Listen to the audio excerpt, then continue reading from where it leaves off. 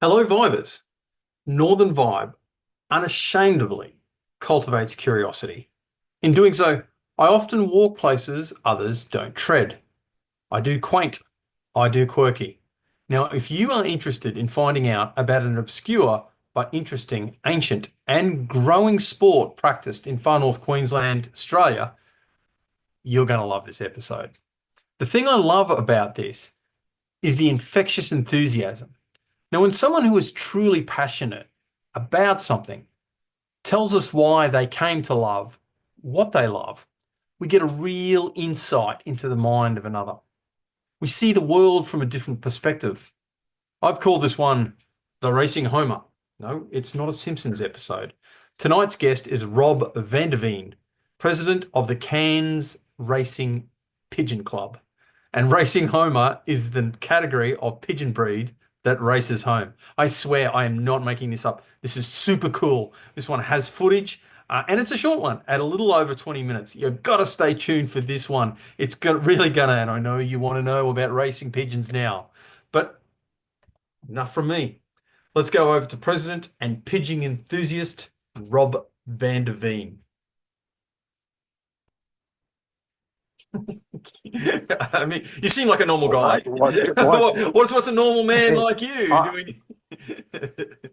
I think it starts if you talk to people that are a little bit older. It generally started from your father. So they would have had birds. You're a young kid, and it just transforms along as you get older. You settle down, and you think, I always liked that as a kid. Older, so you just follow that passion up, and next thing you're racing pigeons. That's why a lot of the guys that race are older crew. You don't see many young guys racing Rob because it's a van der different world now. Kids do different things. They're inside more. They got their iBoxes, play, the games and stuff. They just go nuts over that stuff now. So there's not that much. What There's rings not your much bell? going. What rings your bells? Like when you're seeing those birds in the sky and Yeah, you're feeding them because you're putting in a lot of time, you put in a lot of money, you put in a lot of effort. Like, yeah. dude, what's ringing your bell? What's going on? Hopefully the falcons won't eat them when they're flying.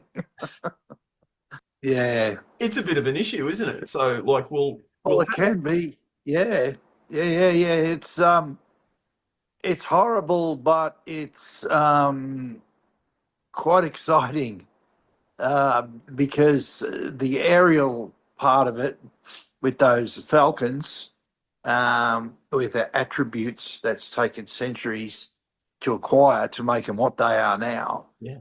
And you got these other athletes basically, and yeah, it gets pretty wild. It gets you excited. It shouldn't, but it does sometimes. Yeah. But I get a fair bit of problem with them, but lucky enough, they're usually wasting their time coming here trying to catch racing pigeons. They're better off chasing ferals. They're a bit slower, easier catch, Yeah. all that type of thing. So, but I think the excitement probably comes more in the racing venue because you're waiting that bird to come home. So, and then you're thinking, is it a good time? Is it a bad time? Where is it? Where are they? All those type of things bring on different sorts of emotions. You know what I mean? Yeah, So, 100%. So yeah, like, all right, just to give some, and we're going to go straight back to the emotional cool side very shortly. I'm going to show that yeah. footage, but like, can you give us a basic understanding of how it works technically? Because they're homing pigeons, so you Yeah. can't train them to go somewhere else. Like, I mean, how does it work? How do you guys coordinate all this? Like, what is it? So if you're having a Oh, race, like, are they taken from the loft and yeah, race to another point, or do they come back to the loft, or like what? yeah. It's basically you would meet at one particular point and you would basket night. So you go there and you take the birds to that point. Obviously, you've done the pre-training, which is basically allowing them to do their thing. They're babies, they're born, they're flying around the loft. So if you want to go on further to that, that means they're basically ready. And then comes basketing night. And see, now it's all electronic. Before it wasn't. Before they had a little rubber band on their leg. Yep. And when the bird landed, you'd have to catch the bloody pigeon, take the ring off it, put it into this old clunker box clock thing Yeah. that looked like a bomb when you go through the airport. I've heard a few guys have problems with that. And you clunk it and it punches out a time on the little face. But now we've gone to electronic, so it's a little bit more expensive. The setup's about $2,000, I think, to get it all set up. Right. So anyway, yeah, so that'll be like on the Friday night and the longs basket Thursday night. So they get taken. First race can depend on the club. Every club's different. Yep. Some 150, some 100, some might be further. So, we'd start off at about 100 Ks for the first race. So we basket the birds Friday night. The driver takes them, and usually that distance, he would leave early in the morning and then arrive at his destination a fair bit earlier because we release probably at 7. So I want them to be on water to get a drink and so forth. They are then released and they make their way home as a whole bunch. And then as they come into town, they all split up and locate their points where they live, where they reside. Oh, so that's it. So what I'm hearing is, like, you've got one start line, but 100 finish lines potentially, Yeah. and it's about the timing because you obviously haven't got a radar gun watching the birds going. Oh, No, that's right. But often people will ask, well, how do you know where's the finish line? Because they're all. yeah, Then that's right. So in the logistics of it, a loft position comes into play a little bit. And if you're a bad position, it can affect certain things. So it can go against you or for you. But the good thing is they've got with this all electronic is so you put in you've got this thing called RaceNet. So you punch in all your details of the bird, the velocity, whatever, and then it works the system out, and it comes out. It just prints out the score sheet. So it does all the mathematics and everything. yeah. So you punch in the velocity, not the velocity, but you'll get the velocity if you punch in Distance equals speed over time. distance. Yes, the distance, and then the bird number and everything. It'll work out, and it's basically the bird with the fastest velocity will be your winner. And then that's basically it. And then you just go to the following weekend and you start again and again. And usually we race out to around August. However, last year it was a disaster. We just lost. If you sent 30, you were lucky to get 10 back. Whoa. So, yeah, we don't know. It's happening more and more. A lot of people are blaming, the sun, the solar flares. Yep. The 5G towers, magnetic, all those things that are out there that could interfere with their that they use to get home, basically. Well, see, that's the thing, and please do correct me on this. My understanding is we don't know how they do it. No one really knows. Everyone has their theories. Yep. But no one really knows. Unless you had some sort of an aircraft and followed them all the way, then you would be able to say, look, we raced them. And it'll probably happen one day that you'll be able to see it live. And because it's racing from A to B, but what the hell happens between A to B? We don't know. Do they go on a Well, direct we do route? know. Sorry? Yeah, they go off as a group, but see, now they've just come out with GPS tracking rings. Yep. Which is good, but you have to get the bird back. Yeah. to get the track, Yeah. right? So that's really cool, right? So you now you can have a look and go, holy shit, pigeon just went out 100 k's out into the ocean, flew around the storm cell, and then came out at Port Douglas, and then which is 100 k's north of us, and then come back down towards Cairns, and you can see one of the things because we've got big mountains here up in Cairns, Yeah. being tropical and Yeah. everything. So the birds we thought were had the ability to fly over the top, which they can do, and we found that out with the GPS. It showed us that they can do it, but they won't do it. It's crazy because we had a couple of birds at the beginning came over the hills, dropped into Cairns, but after about 3 races, they travel. They don't go over. They travel down south along the range, go past Cairns, then do a U-turn down a valley, then come back up south of Cairns, and then come up to Cairns. Why do they go that way? No idea. I just got to pause for a second. Thanks so much for the comments. Yeah, Waldo, couldn't agree more. And I didn't know there were so many people that were racing pigeon enthusiasts in Cairns. Keep those comments coming. It's great to hear from you guys. Back to the show. Thank you so much. I love those comments. Well, it's a pretty big detour. And clearly, because they've explored other routes, like it's not as if it's like Yeah, there's one instinct that goes, must go this way. They're taking into account, okay, well, there's yeah, mountains there, there's a storm there, there's all these other things. So they're taking into account all these other yeah. variables. Well, they do, yeah. And this is every year. It's not like you've got a lot of birds every year. You breed new birds. They're doing the same thing as the birds before them and before them, and it just keeps repeating. Nothing really changes, except it just gets harder. Like we used to fly south. So south's got towns, a lot of towns. So if the pigeons want to have a stopover or whatever, it's swimming pools and all Go, sorts go, of things I can get up go for a to. quick beer at the Garradunga. Yeah, that's right. I can pull up and have a party and then make their way home if they're a bit lazy. Uh, so they're not coming back. It's like a bird can fly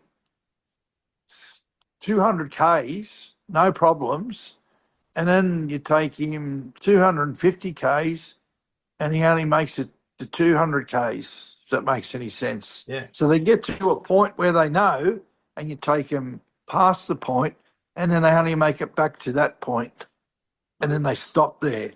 So what's that all about? You know what I mean? Yeah.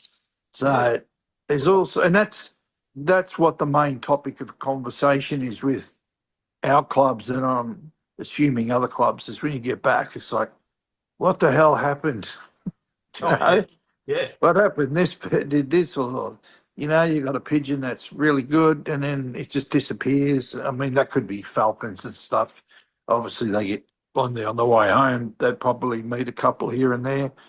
Um, but what's going on now is a bit ridiculous because it it never used to me. It didn't happen. It's always happened, but not to this degree because you're forking out a lot of money and you're basically taking your pigeons down the road to race them, and then they're not coming back. Yeah. So last year, there's a school down the road here, and it's about 500 metres from here. But for some reason, when I was training my birds, they would fly around here and then they would go and land on that school. Yeah, why are they doing that? Do you know what I mean?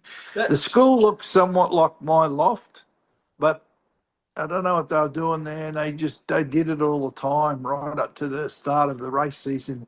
Then it stopped. But you know, maybe they were going for Tucker or something. It's not just good fun, and it is. But in the past, of course, most people would have heard of these amazing pigeons during the Second World War who won yeah, medals that's right. and all And they that. were scruffy looking things at that. Yeah, Yeah, yeah. So, mate, we'll have a quick 1 minute diversion if that's all right with you, and then I'll get you to Yes. discuss from a pigeon enthusiast's point of view. Every RAF bomber and reconnaissance aircraft carried homing and carrier pigeons in special watertight containers. These birds would relay messages or help rescue downed aviators, like in the case of Winky. Winky was awarded a Dickin Medal after the RAF Beaufort bomber that carried her was shot down over Norway. The aircrew ditched their bomber in the North Sea and were unable to radio an accurate position back to base. They released their homing pigeon from her protective cage, and Winky then flew, covered in oil, 120 miles back to her loft. Loft owner George Ross immediately informed the RAF, and a rescue mission was soon underway. The RAF was able to calculate the position of the downed aircraft, even accounting for wind direction and how the oil on Winky's feathers affected the pigeon's flight speed. The 4 aircrew members were discovered within 15 minutes, and Winky's story is just one of many. Service animals like the pigeon Winky have saved countless lives and proven to be significant in winning wars. That's good. I hadn't seen that one, but there are so many people that don't even realise what they did back then. Yeah, You know, yeah, and how they actually. Because I sometimes think, how did they actually do that? Did they move? Because they're sending this pigeon off with a message. It's got to go back to the loft, but I'm assuming it's probably. Because I always imagine they'd probably have to move the loft because they're depending on where the pigeon's got to go. So I think they, at that time, they were training him to actually, if I remember correctly, they were in some sort of a bubble, but they could see things, and to take pictures, they did it on a color system, but they would peck the little thing that would take pictures. And it's like, wow, do you know what I mean? They got him to do this stuff that was completely just randomly out of the box. Whoever thought about, let's use pigeons to yeah. send messages, Oh, you know? 100%. It's amazing. 100%. And there's a really long history of it actually, because it's There is. recorded in the Mishnah. That's Jewish writings that kind of are associated and in some cases predate the Bible. That pigeon races were forbidden from bearing witness.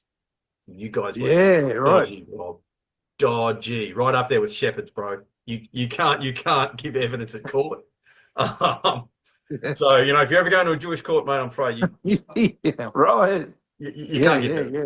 The Sultan of Baghdad set up a pigeon post. I think it was 12th century, so 11, in the 1100s. And I know because I used to live in Outer Mongolia. Genghis Khan used pigeons to carry messages to. Oh, did he? Yeah, mighty Genghis. He was. Yeah, I only thought he used swords and stuff to kill people. Yeah. Well, there's a fair bit of that too. But so you're getting these amazing animals that really are achieving these big feats, and they're doing that. So look, what I'll do now is I'll show a little bit of the footage of one of your birds, or a flock of your birds, I should say, getting smacked up by a falcon, I think it is. This one here looks like it might have been from Dave's place. All right, I'll hit play. Just from what yeah. So this action shot now. this is Yeah, he's not getting any of that. no, this is Some feathers off there. yeah, that's off a member's place, another member's place. Yeah. Yeah, so you can see that. I mean, obviously that's the the Yeah.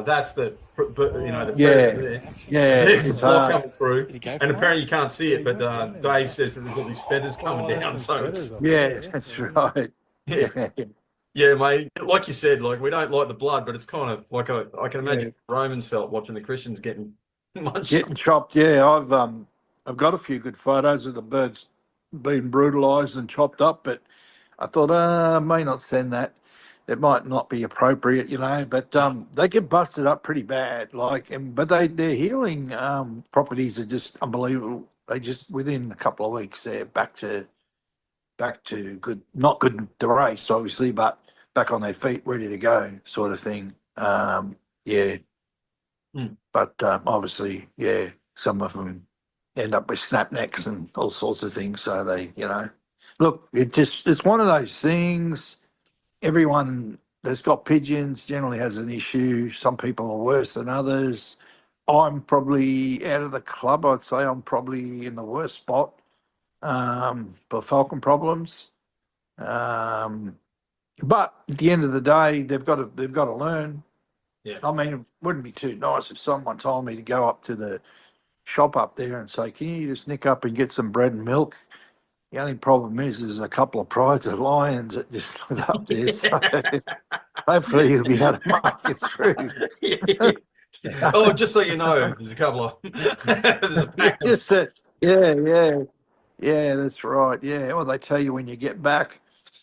Oh yeah, It's sorry, yeah, I didn't mention the there's lions. Did I mention the lions? yeah, that's right. So I don't know what the pigeons think about it, but they don't like them. I can they shit themselves pretty big time. I mean, they got all sorts of predators. They got goshawks. It's a hawk that can be quite annoying, but highly intelligent. They'll go actually into your cage and select out which one they want to eat, and they might kill 3 or 4 before they get down to a feed. But they'll go into your cage. Then basically, if they're lost from a race and they're trying to get home, they go to sleep in a tree, and some big owl comes down and goes, "Crunch, thank you." Yeah, So you got a lot of those instances, and other stuff like there can be all sorts of crazy stuff. Like you could get bird strikes, possibly. You yeah, could get wind farms. All those type of things could play a role in the disappearance and injury of birds. yeah, So yeah. It's like yeah. this bird missing person. But mate, look, if people, so there is actually a club with this, and people race and do all that cool kind of stuff.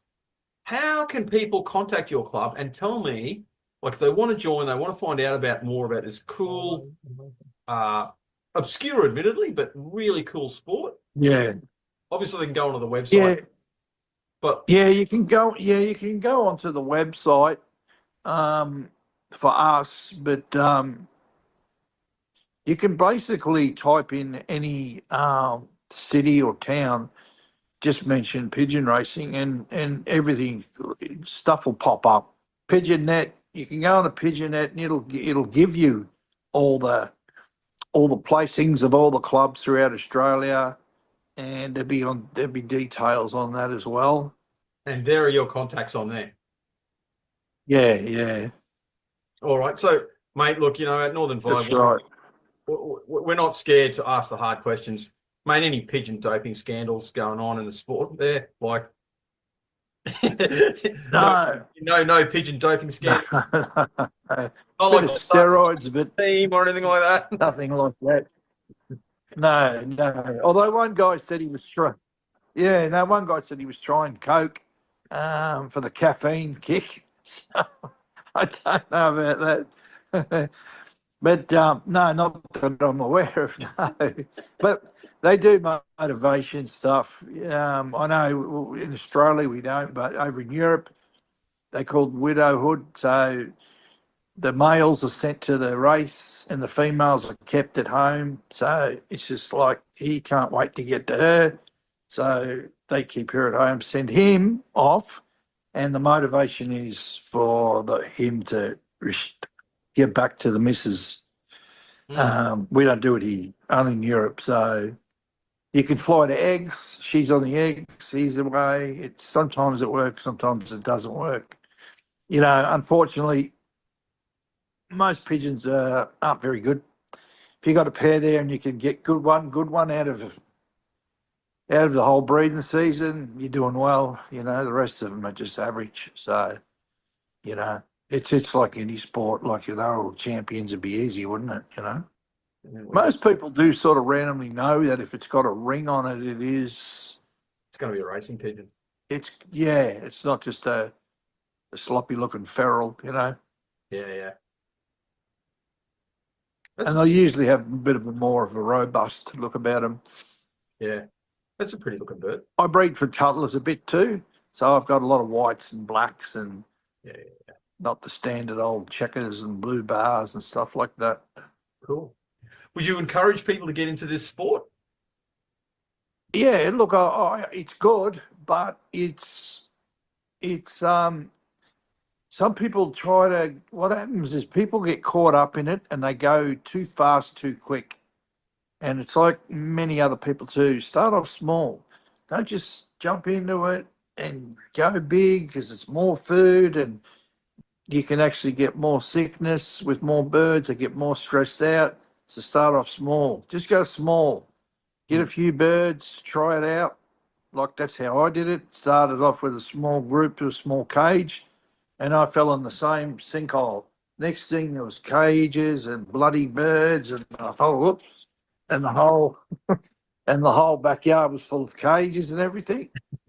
And then I went away and I made it smaller and it's more enjoyable. So for sure, do it, but do it, try it on a small term, you know. Look, I mean, is that the coolest sport that you've ever heard of? And if you want to join, you've seen where it is on there. Big thanks to Tony, to Waldo, to Lisa, and Nicola, who was actually cooking while she was watching this. Nicola, I hope it wasn't Pigeon. And Les Thompson. Really appreciate all of your support and all of your input. Like, share, subscribe, all that kind of stuff. Make sure you get the message about the Cairns Racing Pigeon Club out there because they need your support. Thank you so much. I'll see you all next week.